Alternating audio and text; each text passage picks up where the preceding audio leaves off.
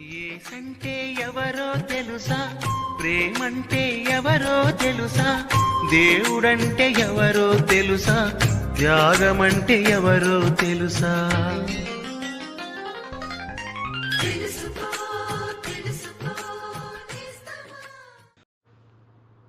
ప్రభువైన యేసుక్రీస్తు వారి అతి శ్రేష్టమైనటువంటి నామంలో శ్రోతలందరికీ మా హృదయపూర్వక వందనాలు. యోహాను సువార్త 19వ అధ్యాయము 35వ వచనం. ఇది చూచిన వాడు సాక్ష్యం ఇచ్చుచున్నాడు, అతని సాక్ష్యము సత్యమే, మీరు నమ్మునట్లు అతడు సత్యము చెప్పుచున్నాడని ఆయన ఎరుగును.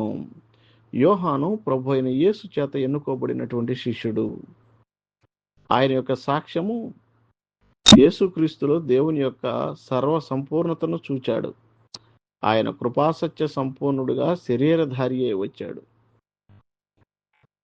ఎవరైతే తాను ఎంతో సమీపంగా చూచాడో ఆయన యొక్క జీవితం, చరిత్ర, బోధలు, ఆయన యొక్క క్రియలు అన్నిటినీ చూచాడో అవి ఆయన దైవత్వానికి ప్రమాణాలుగా ఉన్నాయి. ప్రభు అయిన యేసుక్రీస్తు వారు నేనే మార్గము, సత్యమును, జీవమును అన్నాడు. రక్షణకు మార్గం ఆయనే. మానవుని యొక్క పాప జీవితమునకు మరియు దేవుని యొక్క కృపను గూర్చినటువంటి సత్యము ఇదే. పాపి అయినటువంటి మానవుడు దేవునితో సమాధాన పడటమే మానవునికి జీవము. ప్రభు అయిన యేసుక్రీస్తు వారి శిష్యుడైనటువంటి యోహాను యొక్క సాక్ష్యము సత్యము.